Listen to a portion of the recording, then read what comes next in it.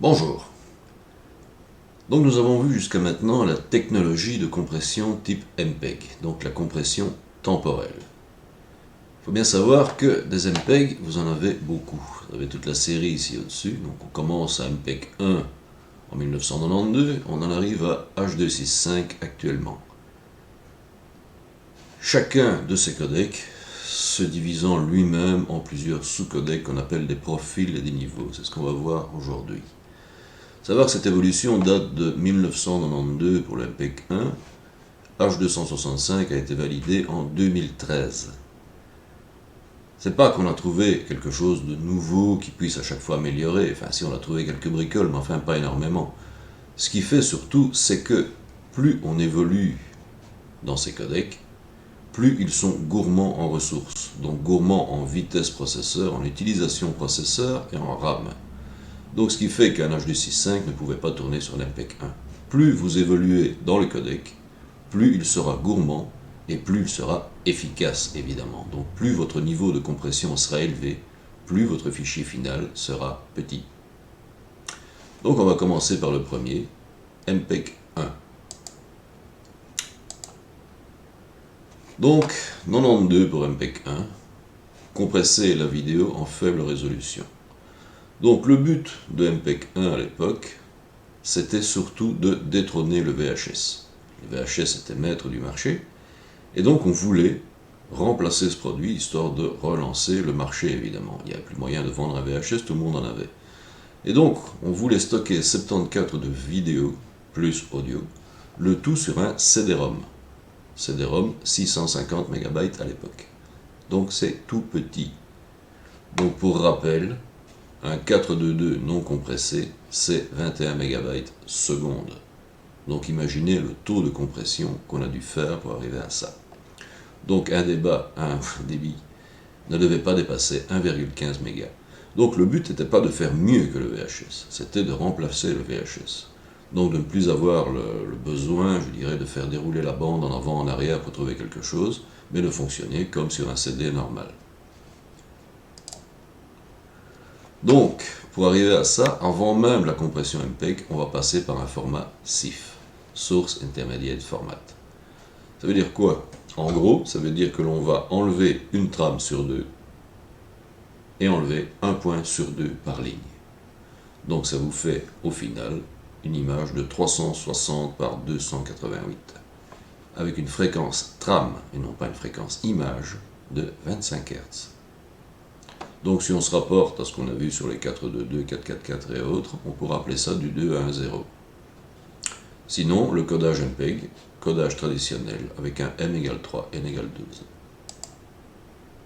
Donc ça vous donne ceci, une image SD, n'oublions pas, nous sommes en SD, 720 par 576. On enlève la trame impaire, reste donc une seule trame. On enlève un point sur deux, vous obtenez un format SIF. 360 par 288. À partir de là, on fait un codage de type MPEG. Bien savoir que ce MPEG 1 n'a pas très bien fonctionné. La possibilité de remplacer la VHS par un disque, en fait, ça heurtait un principal problème qui était qu'on ne pouvait pas enregistrer sur ces disques. Or, il n'y a rien à faire. Ce que l'utilisateur chez lui moyen veut, c'est pouvoir enregistrer les feux de l'amour le midi. Sur ce support, ça n'était pas possible. Donc il n'a pas eu un très grand succès, mais ça a été le premier qui a utilisé la compression temporelle. On en arrive à MPEG 2, qui lui fut un succès phénoménal. MPEG 2 date de 94. Ici, c'est différent, dans ce sens où ce n'est pas un format unique. En fait, c'est un format qui va... On ne peut pas dire qu'il y a une série de sous-codecs, mais en fait, il doit y avoir une série d'outils qui vont permettre d'adapter la compression au type de fichier et au type d'utilisation. Donc, image d'entrée jusqu'à la haute définition, jusque, ce qui veut dire qu'on part du plus bas si on veut du SIF, on peut aller jusqu'à la haute def. Balayage entrelacé, progressif, les deux. Différents niveaux de qualité transmis en même temps, ça n'a pas été très utilisé. Compatible avec MPEG 1. Donc, ce qui veut dire qu'un DVD peut lire du MPEG 1. Et donc, quand je vous dis qu'il s'adapte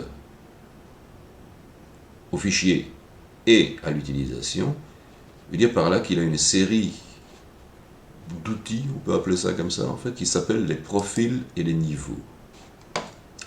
Donc, ce qui veut dire qu'un codage, ce sera toujours un croisement d'un profil et d'un niveau. Donc, si on prend par exemple low level, avec un profil main, travaillerait en 4.2.0 sur une image de type CIF en image IPB. Le plus courant, ça a été le main profile, main level, 4.2.0, 720-576, donc une image SD normale, 15 MB IPB. Ça, en fait, c'est le format du DVD. Un DVD est un MPEG 2, main profile, main level, qui est d'ailleurs le contraire, profile level. Ce qui a bien été utilisé aussi, c'est le 4.2.2 profile main level, 720-608. Simplement, on a enlevé les lignes de synchro, à 50 MB par seconde IPB. Ça, c'est le profil qui a été utilisé dans la série de Betacam SX de Sony. Donc vous voyez, à chaque fois, profil level, vous pouvez aller du low, qui est donc une image CIF, main, une image standard, donc SD standard, AE440, qui est en fait le HD le plus courant à l'époque où c'est sorti. C'est-à-dire qu'il y avait le HD 1920 par 1080 et vous aviez le HD 1440. Bien savoir qu'il y a pas mal de caméras, encore actuellement d'ailleurs, qui travaillent en sous-échantillonnage 1440 et qui ensuite sont reproduits en 1920.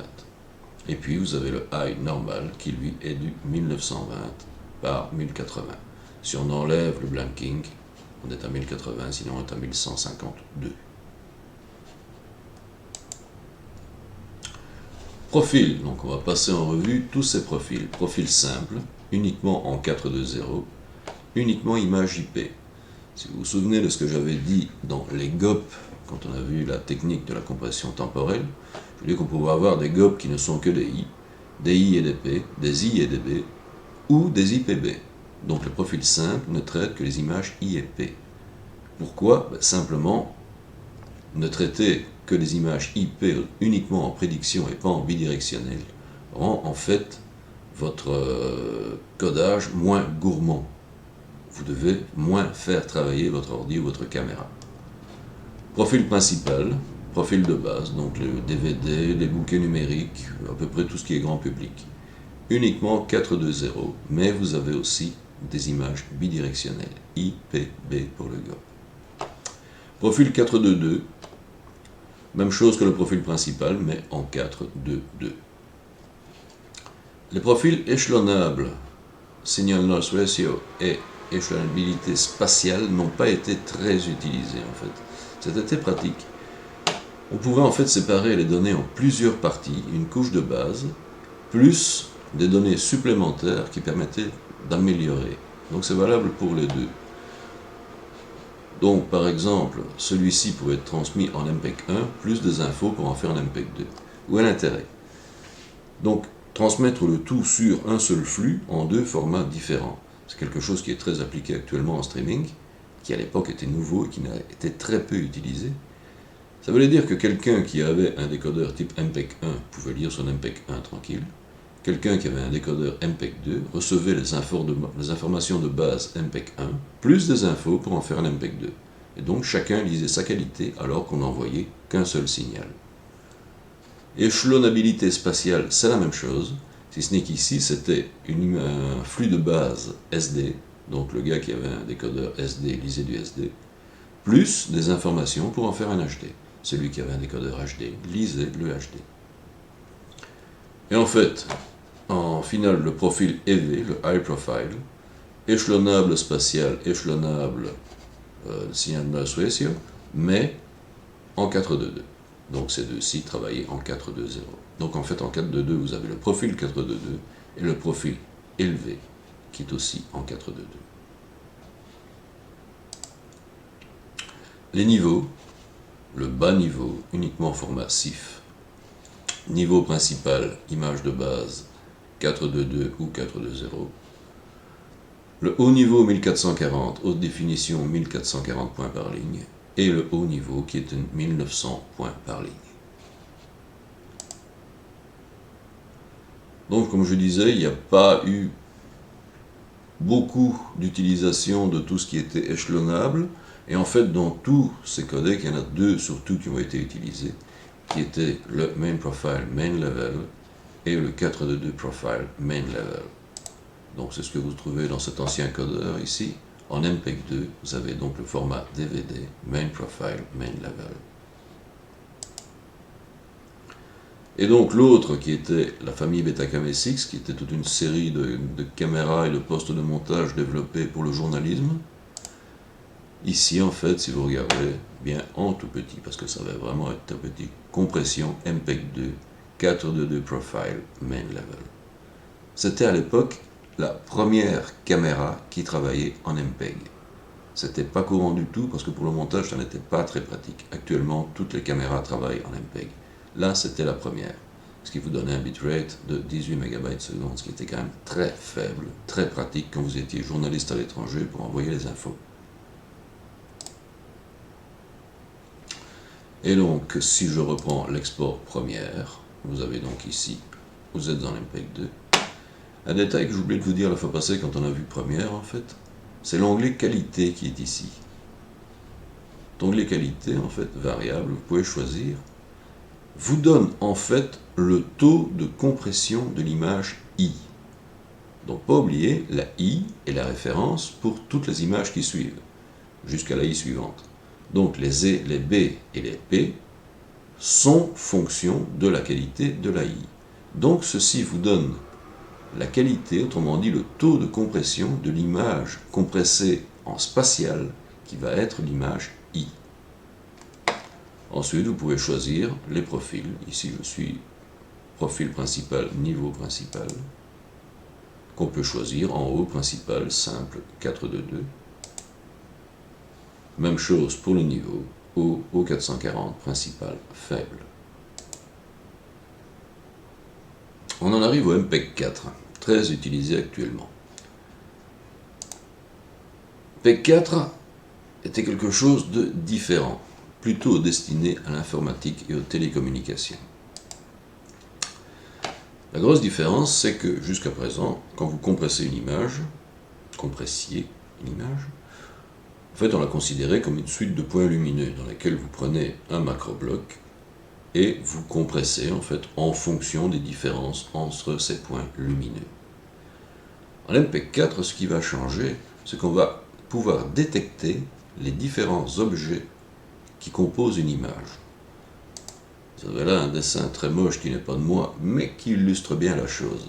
Si vous aviez un plan comme ceci, un type, un bureau, un décor, eh bien votre scène va être décomposée. Personne, objet vidéo, parole, le son, le bureau, le téléphone, enfin tout ce qui va composer l'image. Et ce qui va être intéressant, c'est qu'on va pouvoir compresser chaque élément indépendamment des autres. Vous voyez, ce sont des objets qui composent une image et non plus simplement des points.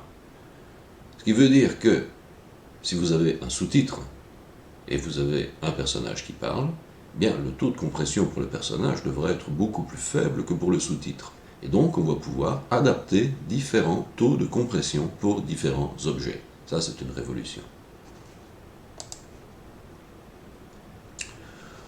Bon, je ne vais pas tout vous lire, mais donc vous savez que tous ces slides sont disponibles sur debenedetti.be. Donc technique de compression la mieux adaptée, c'est ce que je viens de dire, et chaque objet devient autonome. Bon, ça a été nettement moins utilisé.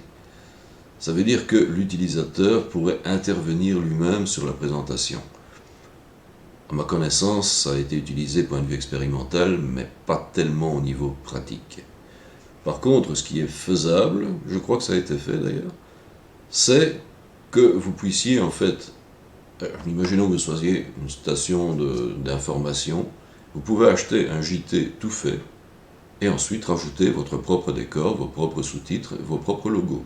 Ça c'est faisable étant donné que chaque objet va être compressé séparément et envoyé séparément.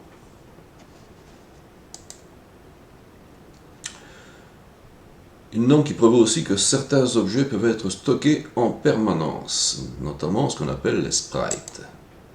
Un sprite, en fait, c'est un élément qui est plus grand que le cadre de votre téléviseur. Donc vous voyez ici le cas d'un terrain de tennis. Imaginons que vous ayez une caméra, on va faire simple, qui ne fait simplement qu'un panneau gauche-droite constamment sur un terrain de tennis sur lequel vous avez des joueurs. Bien, ça ne peut pas se faire en direct évidemment, mais après analyse du métrage, on peut s'apercevoir que c'est toujours le même terrain. Il sera donc enregistré une seule fois. Et par la suite, tout ce qu'on fait, c'est rajouter les éléments qui bougent. Un peu le public, le joueur, on remet le tout et vous obtenez votre scène codée.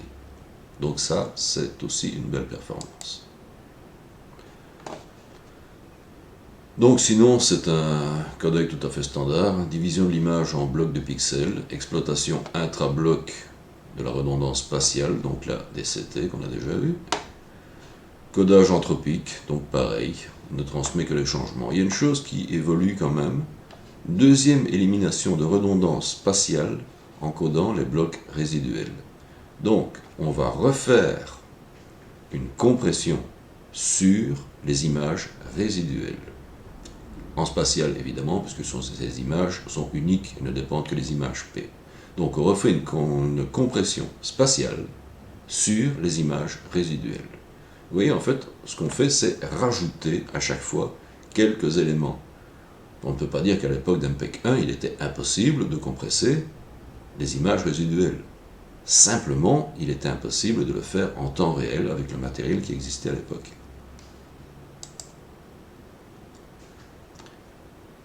Et on en arrive à ce superbe tableau qui dit que MPEG 4 se décompose d'une suite de normes.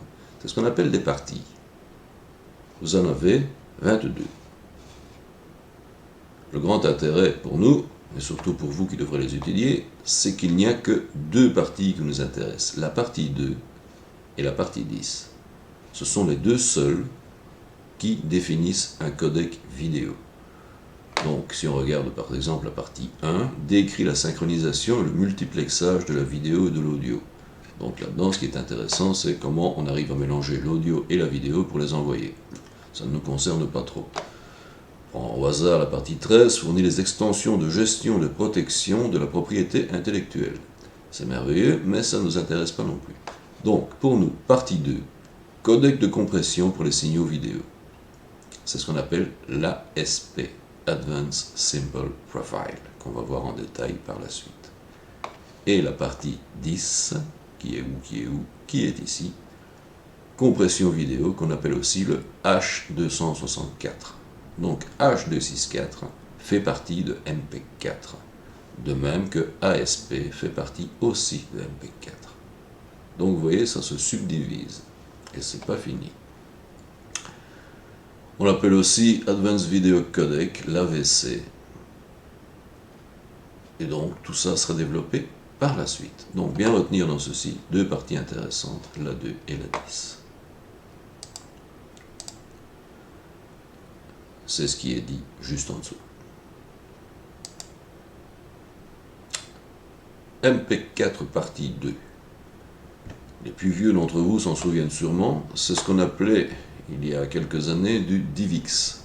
Donc tout ce piratage qui se faisait sur les vidéos SD en DivX, c'était en fait un MPEG 4 partie 2.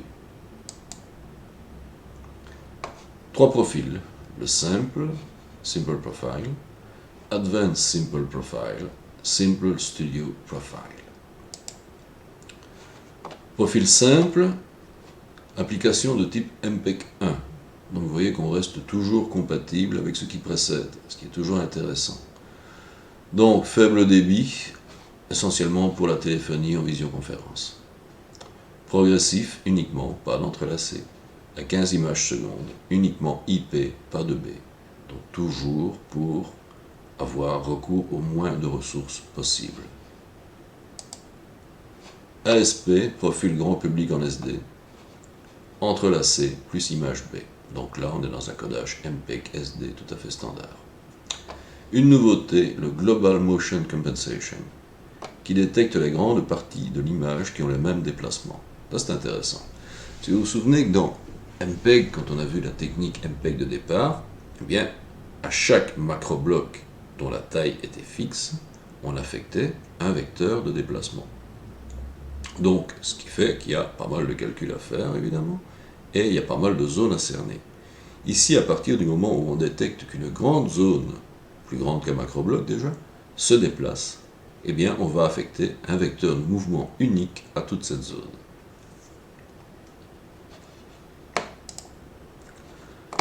Le SSTP, Mastering haut de gamme sur 4 résolutions, SD, HD, Ultra HD, 4K. Il peut travailler aussi en 12 bits 444. Donc là, on a affaire à un codec très efficace sur la toute belle HD. On a arrêté ça après ce petit upgrade. Le gain, 20% supérieur à MPEG-2.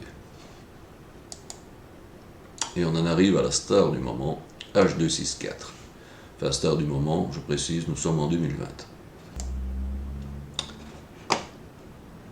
Nombreuses techniques nouvelles qui lui permettent de compresser beaucoup plus efficacement les vidéos que les normes précédentes, donc évidemment plus gourmand en ressources. Nous avons d'abord une compensation de mouvement effectuée par rapport à plusieurs images de référence déjà codées. Ça, c'est sympa aussi. C'est sympa dans certaines circonstances. Je m'explique. Donc, compensation de mouvement pouvant être effectuée par rapport à plusieurs images de référence déjà codées. Donc, si vous vous souvenez de la technique MPEG standard, par rapport à l'image I, on regardait où étaient les informations, je dirais, dans l'image I-1, rapport entre les deux faisait des vecteurs de mouvement que l'on pouvait appliquer à l'image P qui suivait à 2, 3, 4, 5 images plus loin. Dans ce cas-ci, vous pouvez faire référence à 32 images précodées. Donc imaginez que vous ayez un montage très très rapide, fait de flash, stroboscope ou quelque chose du genre. Chaque fois le plan est différent. Ben, il devient impossible de faire un GOP, je dirais, de 15-20 images, puisque vous allez couper plus vite que ça. Le fait d'avoir 32 images de référence veut dire qu'à chacun de ces tout petits plans, vous pouvez aller chercher une image de référence qui a déjà été codée avant, et donc réencoder cette image sans sortir du GOP. Ça, c'est tout l'intérêt en fait. C'est intéressant uniquement dans le cas de montage très rapide. Compensation de mouvement pouvant utiliser 7 tailles de blocs différents. Ça, c'est génial aussi, évidemment. Donc, compensation de mouvement, je vous ai dit, dans le principe de base et en MPEG 1, en MPEG 2, la taille des blocs sont fixes. Donc, ça veut dire que si vous avez, je ne sais pas moi, un oiseau qui fait ceci, voilà, bien, si vous voulez prendre des macroblocs fixes, vous allez prendre beaucoup plus que nécessaire. Le but, en fait, en compression, c'est d'arriver à cerner ce qui bouge le plus près possible et de ne pas toucher au reste. À partir du moment où vous avez 7 tailles de blocs différents, 16, 16, 16, 8, 8, 16, donc des carrés, des rectangulaires et autres, vous pouvez effectuer une segmentation très précise des zones se déplaçant. Autrement dit, tout ce qui est fixe à l'arrière, qui normalement ne doit pas être réencodé, eh bien vous n'y touchez pas. Vous allez vraiment cerner l'objet qui bouge, et pas plus. Un filtrage anti-bloc. Ça, c'est quelque chose de spécial quand même. Dans ce sens où on a vu avant ces cours-ci, donc quand on était plutôt dans l'initiation à la compression, qu'il fallait éviter évidemment d'avoir des blocs. Si vous faites des blocs, c'est votre code DCT est trop importante, et donc ça veut dire simplement que vous avez trop compressé. Et donc ce qu'on va faire ici, c'est qu'on va trop compresser, autrement dit faire apparaître des blocs, et ensuite appliquer un filtrage anti-bloc. Pourquoi pas? Donc c'est ce qui vous donne ceci. Et on va d'abord compresser à mort, histoire d'avoir tous ces petits blocs, et ensuite appliquer un filtrage pour récupérer une image normale. Donc on compresse beaucoup plus. Découper l'image en slice. C'est intéressant aussi ça. Slice en fait ce sont sur une image des bandes horizontales. Chaque bande horizontale est un slice. Le but, c'est quoi? C'est que si vous avez un ordinateur multiprocesseur ou multicœur, eh bien, chaque slice pourra être compressé par un cœur différent. Autrement dit, si vous avez un quadricœur et 4 slices, eh bien, vos 4 slices seront compressés en même temps par un cœur différent. L'inconvénient, c'est qu'on ne peut pas repérer, évidemment, des redondances entre les slices. Chaque slice sera considéré comme une image, en gros. Donc, ça va être plus performant au point de vue temps, c'est moins performant au point de vue compression. Prédiction spatiale sur les bords des blocs voisins pour un codage intra. Ça, c'est très intéressant. On va ici faire une prédiction en intra. Bien saisir la différence. Jusqu'à présent, on faisait des prédictions temporelles. Donc une image qui vient après une autre. On a une image, à quoi pourrait ressembler l'image suivante. Ici, pas du tout. On va prédire à quoi pourrait ressembler l'intérieur d'une image en n'ayant que les blocs et les rangées de pixels voisins. Petit schéma peut-être. Voilà. Prédiction intra, prédiction spatiale intra-image. Nous ne sommes plus en temporel. Le codec intra qui est ici, qui fait partie d'H264, qui fait partie d'MPEG-4, est un codage de type spatial. Mais il se retrouve dans H264. Il suffit de le choisir en fait. Donc, on a un bloc de 8 pixels sur 8 pixels, donc il ne s'agit pas de prédire l'entièreté d'une image, on prédit par bloc. Et vous avez donc ici une colonne de pixels connus, une rangée de pixels connus. À partir de là, on va faire une série de prédictions dans 9 directions différentes. Donc, à partir d'ici, prédire à quoi pourraient ressembler ceux qui sont en dessous. À partir d'ici, prédire à quoi pourrait ressembler en horizontal. Un mode aléatoire. À partir de ceci, en diagonale jusque cela, diagonale dans l'autre sens, et ainsi de suite. On fait ça donc dans 9 directions différentes, ce qui va vous donner une prédiction de ce qui pourrait se trouver à l'intérieur de votre bloc. Ici, vous avez donc l'image réelle. Je crois que j'ai un zoom d'ailleurs. Boum, gagné. Image réelle. L'image qui a été prédite, on les compare, on obtient l'erreur résiduelle, autrement dit l'image résiduelle. C'est le même procédé qu'en MPEG, si ce n'est qu'ici on procède en intra. On rajoute les résiduels à la prédite et on obtient l'image réelle.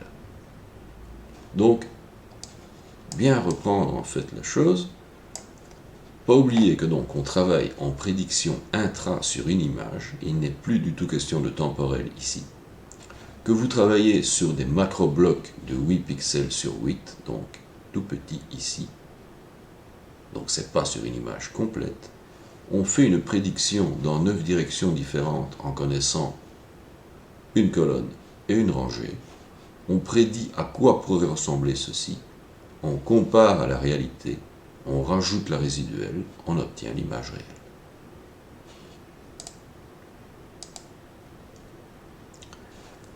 Codage arithmétique en CABAC, ça c'est bien aussi. Technique sophistiquée de codage entropique. Donc codage entropique, vous vous souvenez, c'est ce qui ressemble un peu aux morses. Appliquer un code court à ce qui revient le plus souvent, et un code long à ce qui revient le moins souvent. Donc ça n'est pas disponible dans les profils Baseline et Extended parce que c'est très gourmand en ressources. Et en fait, ceci sera expliqué un peu mieux par la suite. Je vous passerai une vidéo où on verra visuellement ce que ça donne en fait. Verra visuellement, c'est sympa comme expression. Désolé. En gros, ça permet de faire une adaptation en temps réel de tout ce qui est entropique.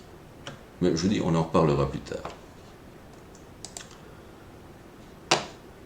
Une prévention contre les faux codes de démarrage. Bon, ça c'est plutôt une protection sur le flux. Numérotation des images, pareil. C'est aussi une protection du flux, histoire de recevoir le flux en fait avec les images dans le bon ordre.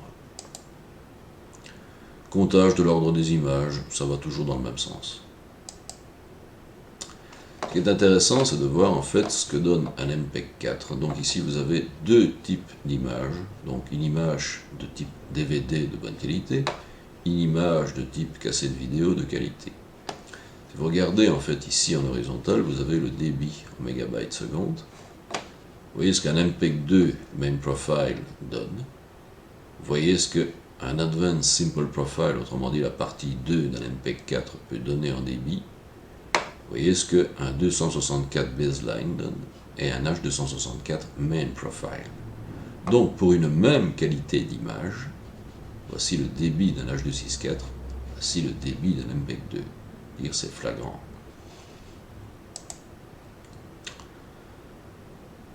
Donc oui, H264 est le meilleur actuellement, enfin quoique H265 vient de sortir, il est aussi sympa. Une série de profils, le Baseline Profile, application visioconférence, Main Profile qui a été abandonné, Extended Profile pour le streaming, le High Profile, diffusion, stockage sur disque, télévision de définition. Donc c'est ce qui existe dans les HD-DVD qui n'existe plus et le Blu-ray. Télévision numérique, ça marche aussi. Le I10, même chose mais avec 10 bits de précision. Le 422, même chose, 422 jusque 10 bits, donc ce qui veut bien dire que les précédents étaient en 420. Et le i444 qui peut travailler en 444 sur 14 bits. C'est ce qu'on utilise dans le XAVC pour l'Ultra HD et le 4K du cinéma numérique.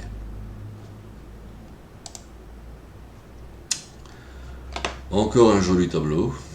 Donc ici vous avez simplement tout ce qui est disponible dans ce qu'on vient de voir parmi les différents profils.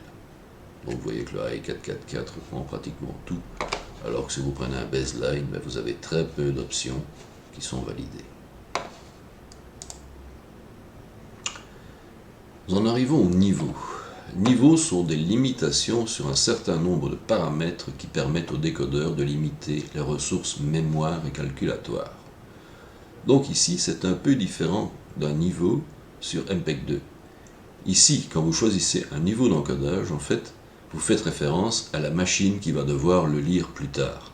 Est-ce que cette machine est capable de lire quelque chose qui nécessite énormément de ressources? Et donc, choisir votre niveau, bien, si vous prenez ici les premiers, vous remarquerez que vous êtes limité jusqu'ici à une image de type SIF. Donc le premier niveau pour une image SD, c'est le 2.2. Donc, traiter nombre de macroblocs par seconde, vous voyez, on est à 20 000, donc ce qui est quand même relativement raisonnable. Des débits qui peuvent monter à 12 mégas ou 16 mégas pour un 422 ou un 444. Donc ici, vous avez une image SD standard. Si on monte sur une image HD, profil de base, le niveau de base plutôt ce sera un 4. Là évidemment vous avez des débits beaucoup plus élevés, nombre de macroblocs par seconde beaucoup plus élevé.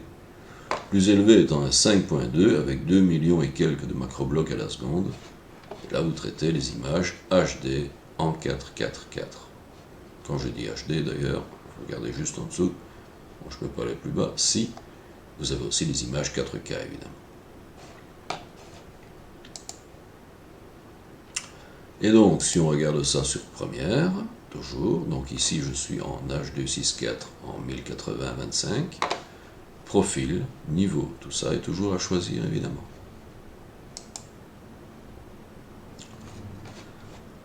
Encore une fois, tous les profils avec tout ce qu'ils vous permettent. Donc, baseline, vidéoconférence, extended streaming, le main, vidéo entrelacée, et ainsi de suite. Bon, je ne vais pas vous lire toutes les cases, ça a peu d'intérêt. Enfin, vous devez les lire, mais il y a peu d'intérêt à ce que moi je vous les lise.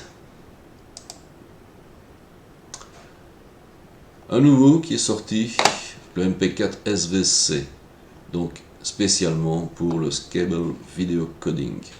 Donc c'est ce dont je vous parlais en fait au début de MPEG 2, où il y avait les profils échantillonnables qui permettaient d'envoyer sur un seul flux différents formats. Eh bien, MPEG 4 a adapté cette petite chose pour tout ce qui est streaming. Lorsque vous faites un streaming actuellement, vous pouvez choisir directement l'encodage pour plusieurs types de récepteurs. SD, HD, voire baseline si ça intéresse aussi. Et un autre, qui, à mon avis, n'existe plus actuellement, qui était le MVC, spécialement développé pour le 3D. Donc le 3D, c'est donc deux caméras qui chopent la même image, mais légèrement décalée. Il est évident qu'il y a énormément de similitudes entre ces deux images. Et donc, on a développé un codec exprès pour compresser ces deux images en une fois. Donc, c'est lui qui est utilisé dans les Blu-ray 3D. Le 3D, actuellement, on n'en parle plus trop. Je vous avais promis une vidéo, donc on va la passer maintenant. Ça ne vole pas très haut, mais ça peut peut-être en fait vous éclairer sur des notions qu'on vient de voir, comme le KBAC, comme le codage intra ou ce genre de choses. Donc c'est une vidéo qui a été diffusée en salon et qui donne en fait l'évolution entre le MPEG 2 et le H264. Bonne vision.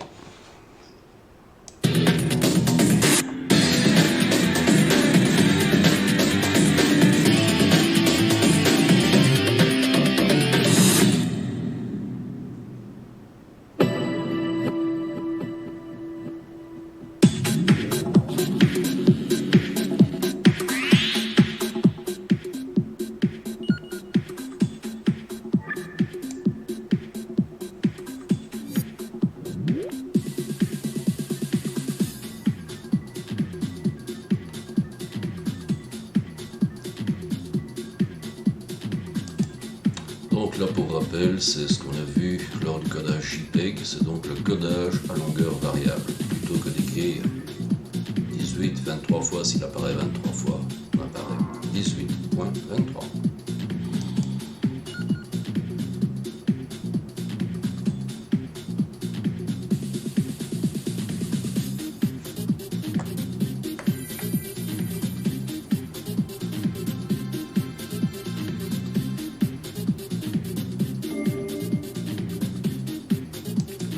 Ici, je vous montre un codeur type MPEG 2 dans toute sa simplicité.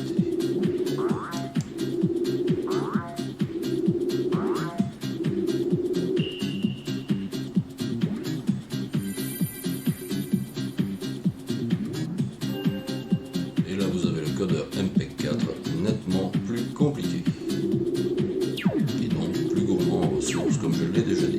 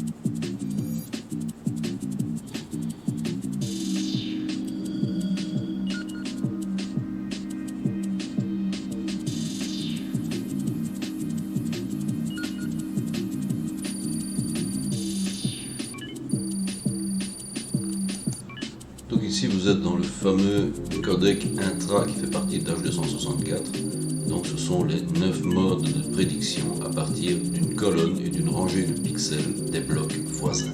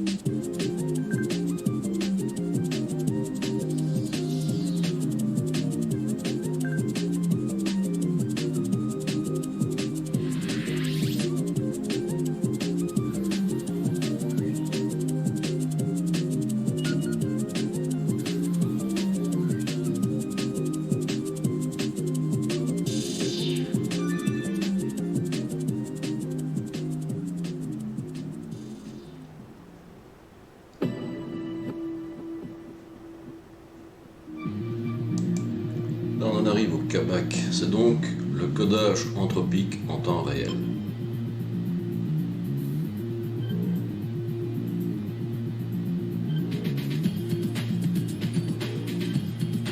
Donc vous voyez, ça c'était le codage anthropique Huffman habituel. Le VLC, donc plus le code est rare, plus on lui affecte un code long. Plus le code revient souvent, plus il lui affecte un code court. Alors vous voyez que dans le CABAC, en fait, si vous avez plusieurs codes longs, eh bien il lui affectera un code court, parce que c'est une répétition de long. Donc en gros, c'est un Huffman sur un Huffman.